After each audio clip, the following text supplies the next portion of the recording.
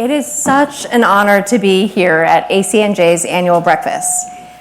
I personally love kicking off the holiday season at this breakfast. It gives me such gratitude.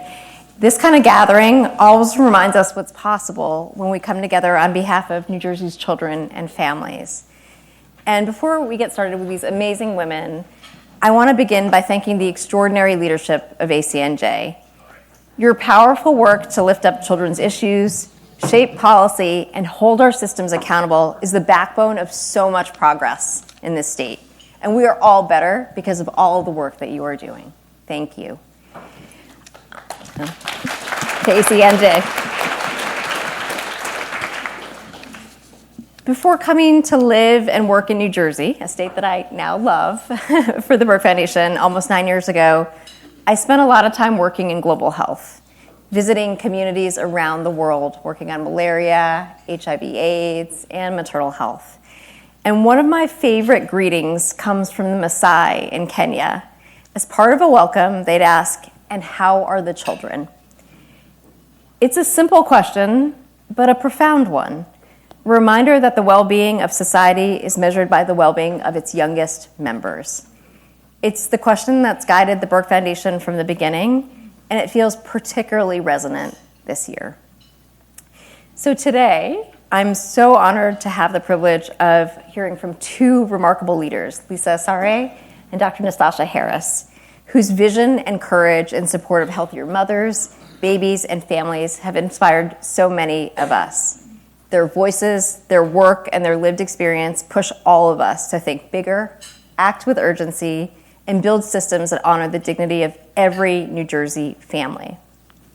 And before we get into a conversation, I'd love to share a little bit of background to honor their powerful journeys in leadership in maternal health. Dr. Harris began her career nearly 20 years ago as a perinatal nurse and later became an international board-certified lactation consultant, IBCLC. She did that because her hospital had no access to lactation support. So she stepped in because those families deserved better. After years in academia, she also became a full-time equity advocate, bringing together research, clinical expertise, and community partnership to confront racial bias in maternal health and push institutions towards greater accountability. She founded the Perinatal Health Equity Institute, which has walked alongside more than 800 families and built a care model that centers dignity, culture, and community for Black mothers and babies. She also created Sisters Who Breastfeed, New Jersey's first breastfeeding space designed by Black women for Black women, offering belonging, affirmation, and culturally grounded support that has long been missing from many clinical settings. Her leadership has earned national recognition, including honors from the Association of Women's Health, Obstetric, and Neonatal Nurses, also known as AWON, for advancing culturally responsive nursing practices and championing equity across the field. At the heart of it all, Dr. Harris describes herself as a proud mother whose lived experience fuels her commitment to ensuring every New Jersey family receives respectful, compassionate, and culturally grounded care. Thank you, Dr. Harris, for being on this panel today. Thank you.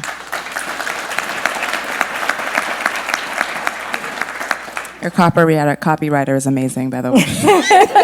Whoever wrote that. You are amazing. Thank you for being with us. And then to my left, I have Dr. Lisa Asare. She's a groundbreaking leader and the inaugural president and CEO of the Maternal and Infant Health Innovation Authority, also known as MIA, the first state authority of its kind in the nation, and it is the cornerstone of New Jersey's maternal health strategy. Before stepping into this historic role, Lisa helped architect Nurture New Jersey, shaping a statewide blueprint with First Lady Tammy Murphy. And the premise of the blueprint is very simple. It's to make New Jersey the safest place to give birth in the nation and raise a family, full stop.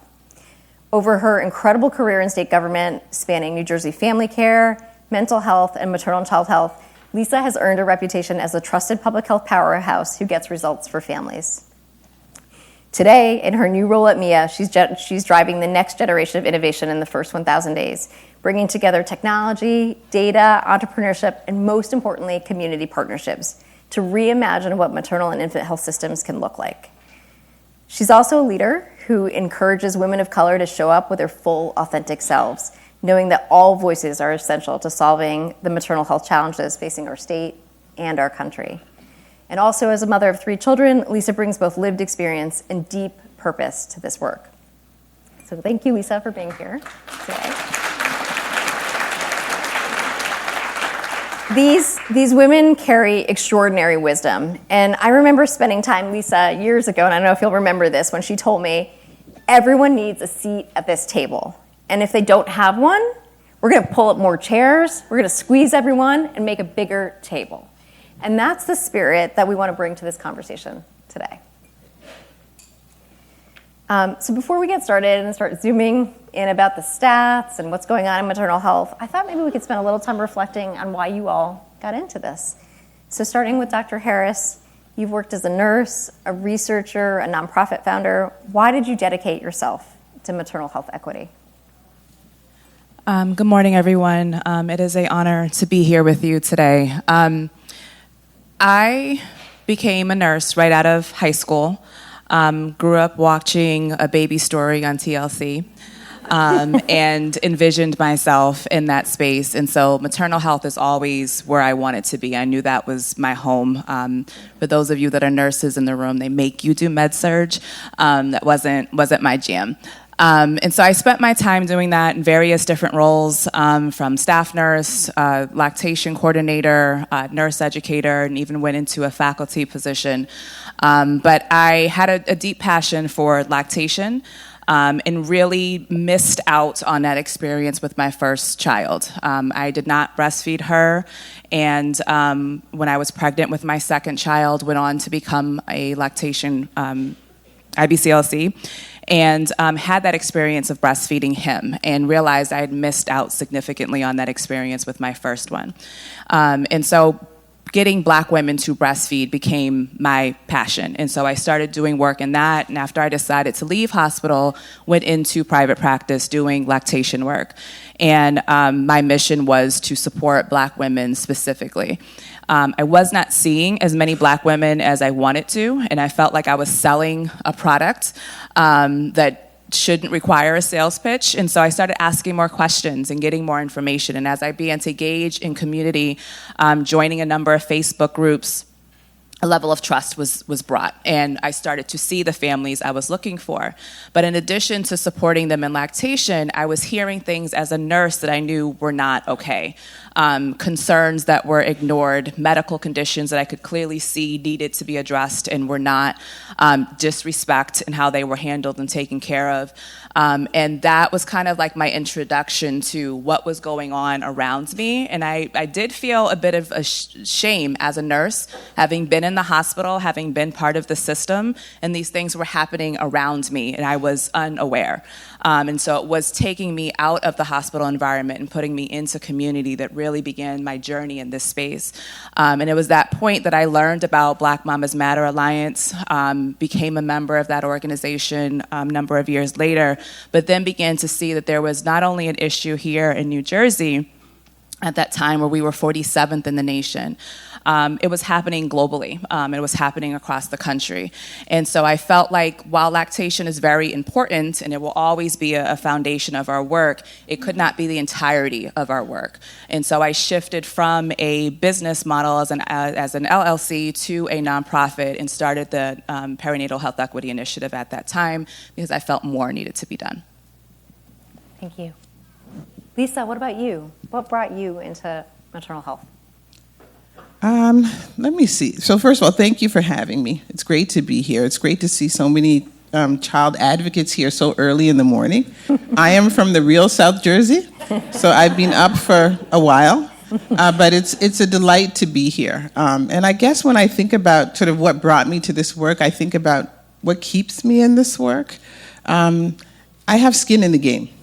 Atiya mentioned that I'm a mom to 3 kids, 29, 25, and 17. You'll always hear me say God has a sense of humor to give me a 17-year-old too. But there's 2 girls in the mix. And so when we talk about making New Jersey the safest and most equitable place to raise a baby and have a child, that speaks to me. That speaks to my daughters. And the stats are horrible. And as a mother, I'm a mama bear. I want good things for my children. I want good things for all of our children. And it's completely unacceptable to me that my daughters are 7 times at greater risk of something that is probably preventable than their counterparts. So I think that that's what keeps me in the work. In terms of how I got to the work, gosh, I've been in this space for almost 30 years. So I didn't just get here. I sort of started in this space from a data perspective. It was really looking at the statistics. And when I came to the Department of Health, I had 1 child who was 2. I've been still in state government now. I have 3 kids, and the oldest one is 29. But each time I had a child, I was reminded of the risks, because I was studying them. And the risks were really about infant mortality. We really weren't talking much about maternal mortality then. But my mom is from West Africa, from Ghana, as my parents are. And I was born in Canada. And my mother was there as an immigrant. And so when she had me, she didn't have any support. She was like a new person in a new land with a new baby, and she really didn't know what to do. But she says there was a woman across the hallway who saw that she needed help and sort of adopted her and would come and check in on her every couple of days. And so as I got into this work and I started talking about these doulas, my mom said, that's the lady that was across the street. And my mom sort of became my doula as well. But she was very concerned about me every time I had my babies. And I would say, why are you worried about me? We have this new baby. All the focus should be on the baby. And she would say, no, the focus has to be on you also. Because she was coming from a place of her origin and her history where she knew that mothers are at risk too. But we're in the United States of America. This should not be our story. She came from a developing nation, and mothers were very much at risk. So to speak to Dr. Harris's comments, it's a global issue. But we can do better, much better than what we're doing in the United States, and we want to lead the way and show people how we can do that in New Jersey. So I thank you all for being here. I think we're going to have a great conversation, but I think there's work for us to do. But we have the container, we're building the infrastructure to get that work done. So thank you. Thank you, Lisa.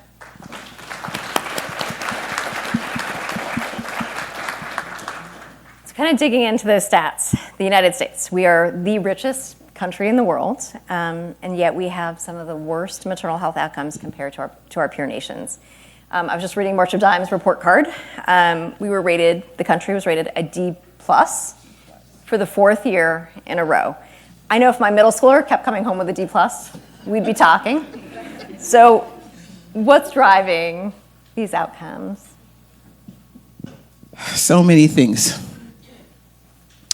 I think I mentioned to you that I was born in Canada, and I say that because it's different than here. It's just not that far away, but very different. And I say that because when you have a baby there, you can be off for up to a year with pay. So I have sisters, cousins who are laughing at me because I have 3 kids, so I should have been home for 3 years. But I don't think that I wasn't even home for a year combined with all of them. And I say that to say that's a value statement. It speaks to what we value. You heard the Messiah greeting about how are the children. How are our children if we're asking mothers to go back to work 4 to 6 weeks after delivery? How are the children when the child care facilities are full of infants? So I think that there's something to be said about our values, something to be said about our health care, something to be said about our insurance. I heard Mary Cogan talking about the Medicaid shifts that are taking place. Something to be said about the way we train folks if we work in these interprofessional teams. Something to be said about chronic disease. Something to be said about bias, racism. I'm a Black woman. I have skin in the game. Right now, sitting on this panel, I'm president and CEO, but when I leave this place, I'm a Black woman who lives in New Jersey. And that entitles me to a lot of experiences. And those experiences appear in the healthcare setting as well.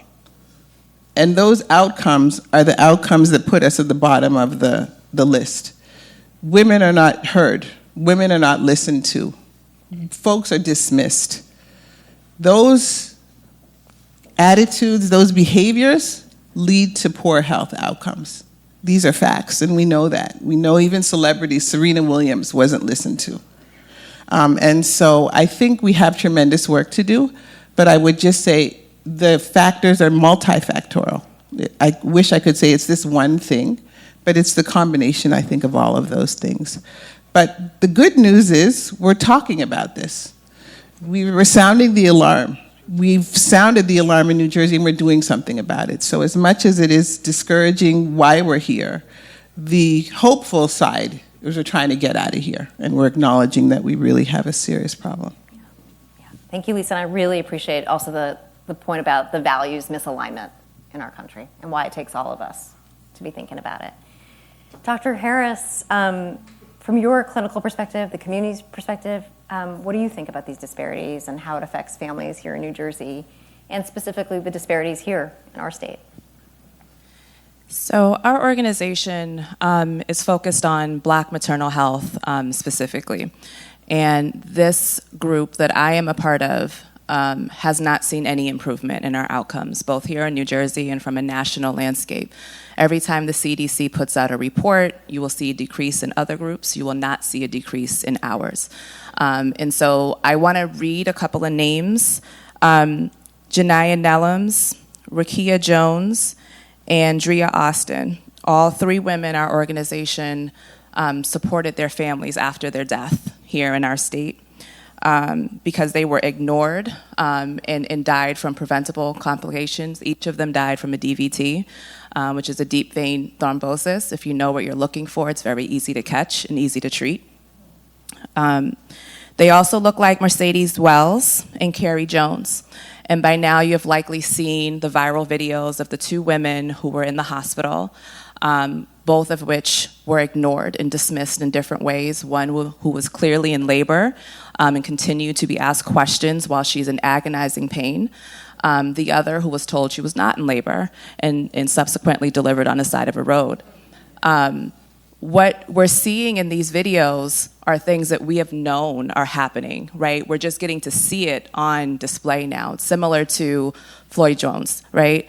Getting to see that on television now has created this alarmist effect, but it's something that we have been sounding the alarm about for quite a long time.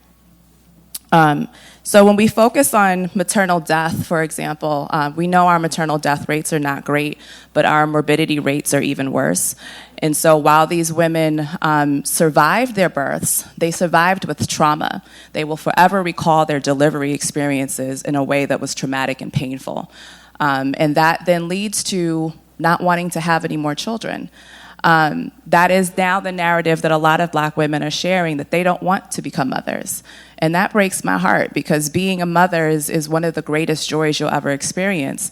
But when it's on display and it looks like that, that's a trip that most people don't want to be on. It's very hard to... I think I'm grateful that there's imagery out there, but there also has to be counter imagery of joy. The only images that Black women see about Black birth can't be rooted in trauma and pain. And so we need to actively work on changing those narratives. So I think there's a lot of work in storytelling that we need to be doing in this space, but I want to be clear that while there is improvement, there is still a group of us that are not seeing that same improvement and where attention needs to be placed. Yeah, thank you so much for shining some of the dark light on what's happening right now. Lisa, do you want to comment? Yeah, I just completely concur with her. I mean, I have a daughter of childbearing age who's 29. And I will say that there was a couple of months ago, some of her college friends and her came home to visit. And, you know, I'm always trying to think of focus groups and questions, and I thought, hey, I have a table of young Black women of childbearing age. It's my moment. And so I sashayed into the kitchen, and they were sitting around, and you know, one of them said, Mama, sorry, you know, what do you do again? You do something in maternal health. And I said, yeah, this is my segue. So I sort of went in, I started talking about, you know, me and the work that we're doing, but I talked about them and their futures. There was 3 of them. 2 out of the 3 said they didn't want to have children because they were frightened. And 1 out of the 3 pulled up on her phone a letter that another friend of theirs had written before she went into labor and delivery. And it was a letter that spoke to what should happen if there was an emergency. And if she couldn't speak, who should speak on her behalf? And if she doesn't make it, what should happen? And so, there's real fear out there. There's fear out there behind these outcomes, and we have to change that. Just as you said, this is a joyful time. This should not be something of fear. We shouldn't be writing these, last words. Yeah. But this is a real thing. And this was just an impromptu focus group that I did at my kitchen table. But I was shocked by what I heard. And so I think that folks are listening, and folks are actually modifying their behaviors based on what they're hearing, what they're seeing, and what they're reading. I mentioned I have 3 kids. I want to be a grandma. I want somebody to make me a grandma one day. And so I don't want people to be afraid. I don't want people to be, like you said, writing these letters. So just adding a little bit more color to what Dr. Harris mentioned. Thank you, Lisa. As public health professionals, and we were digging into this a little bit too, but can you talk a little bit more about how racism and bias are showing up in the healthcare system? Yes. So I'd like to read a definition. Well, before I do that, I want to just talk about different types of racism. There is an article written by Dr. Kamara Jones called The Gardener's Tale. And if you have not read it, I highly recommend it. But she talks about the 3 types of racism. There is institutional racism, there is personally mediated racism, and then there's internalized racism. An institution are the spaces that we move around in, so our hospitals would be considered an institution. Personally mediated are the things that you typically think about as racist acts, things that are outward and obvious. And then internalized has to do with us as the person victim of racism believing these things are true about us. And so we navigate the world that way. And so I think that level setting is important. I also like to root us in history, and I always like to uplift the names of Betty, Lucy, and Arnaka. We actually have a room in our space dedicated to Arnaka and her story. And this is basically the roots of gynecology. And if you're not familiar with this story, Dr. Marion Sims was once upon a time considered to be the father of gynecology, and he honed his practice on the bodies of slaves, unmedicated, so without anesthesia. He practiced what was the fixing of fistulas at that time. And so that created the narrative that Black women don't experience pain. And that is a narrative, while it's very long ago, you can see by the 2 videos that I mentioned, still rings true about how we experience pain. But I want to read the definition of obstetrical racism, and because I think this is key to how Black women experience care.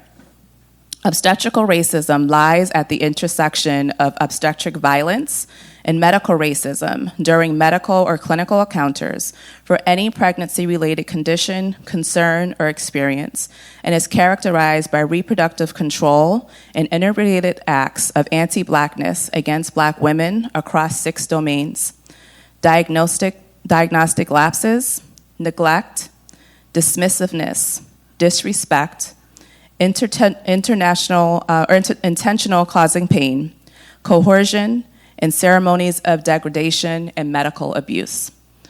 If you are a Black birthing individual, I can guarantee you've experienced one of these things and how you experienced care. And what I think is heartbreaking to me is when I speak to some of our women that we take care of about their birth stories, they'll say their birth experience went well. They'll speak very highly of it because the person that took care of them was nice. But when I ask them what happened in their experience and they're detailing the things that happened, that experience was in fact not nice. There were a lot of bad things that happened, but they don't have the context and the language to show that these were things that should not have happened because the person was nice to them. And that coercion, right, is a big one. Black women in this state were found to be 20% more likely to have a C-section when not medically indicated. And how do we get there? Coercion. Your baby's gonna die if I don't do this procedure. If that's the option that you're presented with, of course you're gonna go forward with the C-section. It appears that this person is working hard to save my life.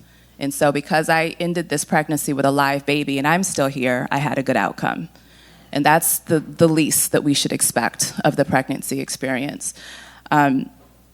So I want to say that these are things that when we talk about them, they're often positioned to white people, white providers specifically. Anyone can be guilty of medical racism. It does not have to be a white individual. If you are groomed in a system of healthcare, you're likely perpetuating some of these things. I had to pull myself out of this environment to realize some of the things I was doing was incorrect. But I think also I want to just end on that this is not an issue that just affects the mother. When it comes to high-risk conditions, and in particular, there are studies that show the health of that baby that she's carrying is now also impacted. So not in its infancy, but its future health is impacted because the mother had a difficult pregnancy. And so now here we are with another generation going to deal with the same issues that this generation is dealing with, and we have to figure out a way to interrupt that cycle. Yeah, thank you. And I think the connection too to ACEs and intergenerational trauma, something that Nadine Burke-Harris has talked to us about as well. But these scars live on, across generations. Lisa, from your perspective, what are the systemic barriers that we're seeing for women getting care prenatally, during birth, postnatally? There's so many. I think access to care is certainly one. But we talk a lot about the social determinants of health, right? Life be lifing, as my kids say. There's always something going on. Being pregnant, having a baby is a joyful time in life, but you still got to do everything else. And what we have heard from mothers we've talked to across the state is that they're stressed. Yeah. Life is stressful. They've talked to us about the need for social supports. We need people to come with us, to advocate, to help speak up on our behalf. When I cannot speak, I have someone there who can speak up for me. Someone to support, somebody to ask the questions. And so I think we have tremendous work to do, but I'm also encouraged because I think we are establishing an infrastructure to get some of that work done. So you talk about nice care, and it wasn't so nice. We're talking to the medical schools, talking to the schools of nursing, really having them come through MIA to really understand, speak to community folks, to really beginning that education, creating a pipeline of students. My son is a first-year medical student, so even talking to him and his classmates about come and talk to some doulas, come and talk to some moms, come and shadow, come and spend some non-clinical time, but come and meet the community where the community is. And so I'm hopeful.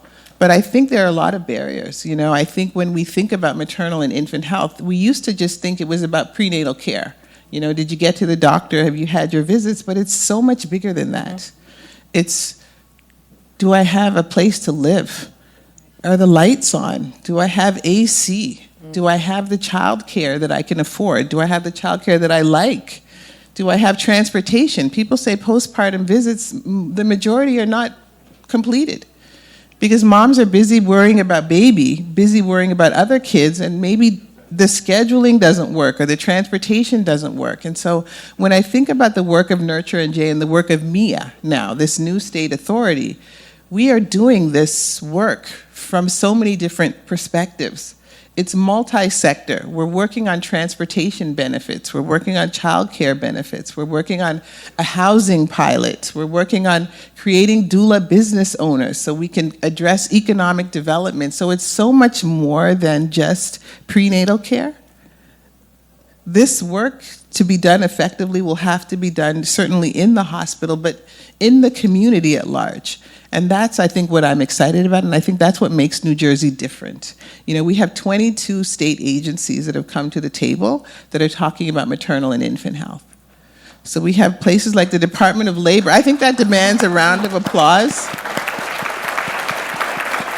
We have the Department of Labor supporting the Breastfeeding Coalition because they recognize that paid family leave gives you more time to be home and breastfeed. So we have really, I think, scrambled up the players. You know, are we there yet? No. Do we have a long way to go? Yes. But have we created the right garden? Are we creating the right container to make some of these things happen? I think yes. And that is what allows me to get up every day and come with renewed energy to really keep doing this. So I feel like we're building the army. We're getting diverse players in the army and really coming together collectively to really address this issue. That's great. And Lisa, I understand, did I hear that a couple of doulas have been hired into MIA? Is that right? One is here with me today. If she can please stand up, give her a round of applause. Thank you. This is Gabrielle Lewis, but we are hiring people with lived experience to be a part of our team because we recognize that government by itself does not have all the answers. So you heard Atiya say, if you're not at the table, we'll create seats for you to be at the table. And I think now they say, if you're not at the table, you're on the menu, meaning we're eating you, right? And so we have created a table that includes them. Because I'm not a doula. I'm a mom. I think I am because I have doula friends, but they are the doulas. With the lived experience, they know what this entails in ways that we in government wouldn't know. So it really is new. We haven't traditionally done things this way, but we are hoping that MIA will lead by example and will demonstrate to the other state agencies that you need people with lived experience on your teams. You need people with the life experience who are boots on the ground to really help you resolve some of these hard, impossible problems. And so just excited, you know, to have Gabrielle on the team. There's 3 other doulas who are back in Trenton, you know, doing the people's work. But we're really excited. We're really excited and just glad to have them. Yeah, and you know, I think your point is really important too about it takes time. You know, you need to have the infrastructure in place. We were with the Secretary of New Mexico who covers children and families. And to get to universal childcare, it took them 15 years. You know, and look, we've got a head start on maternal health with the work that happened, you know, probably starting 8 years ago, where this administration decided to make maternal health a priority. And there's so much to be said for just acknowledging an important issue and going from there. And then to have 22 agencies, you know, the Department of Transportation, someone at the, at New Jersey Transit right now, which is great. What are you seeing? What gives you hope, Nastassia? For me, I would say the return to midwifery gives me hope that we're understanding that there is an entire specialty that has really, really good outcomes that we separated from, and there's very long history as to how that happened in the United States, but I am glad to see that that is something that is on the return. I am excited to see Black-led organizations creating what's needed and having very successful outcomes, designing things differently and intentionally. One that I want to uplift that we've modeled a lot of our work after is the Village of Healing out in Cleveland. Dana Langford is a midwife who has created an institution where the outside world doesn't exist. We know that Black women are more likely to have a preterm birth. In her space, every single one of her mothers reached 39 weeks gestation. And that is something that is admirable and really speaks to the importance of intentional care and who's providing the care and how that can really change the outcomes of the families that are being taken care of. So I'm really, really excited about that. Okay, it looks like that's wonderful, and I definitely want to hear more about the Village of Healing. I'm being told we only have a minute left. So, where did the time go? I know. We could have been here all afternoon, but maybe, for the folks in the room, what would you say we need right now to improve upon maternal health in New Jersey?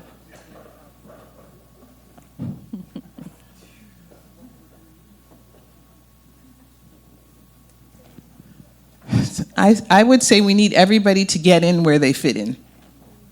This is your issue. It's our issue. There's a place for all of you. And I think that that is what makes New Jersey special. We believe we've created a table that allows you to come in. If you have an idea, bring it. If you don't have an idea, I'll give you one. But I just say, get in where you fit in, because it will take all of us. We won't get out of this overnight, but what we're doing in this state is very special. It's very unique. And I want us to maintain this momentum. So, get in where you fit in, I guess, is what I would say. Yeah, I would just add that, that this is everyone's issue. And I'm glad to see so many men in this room. It's often a space that is segregated specifically for women. But many of you men have daughters, have wives, friends, people that are going to be impacted by these statistics as well. And so I want to invite you to continue to be in these spaces and not feel like your voice is not welcome, because it is. It's very much needed in these spaces. And so I would say that, making sure that everyone feels welcome. That's great. Well, thank you for your wisdom, your candor this morning.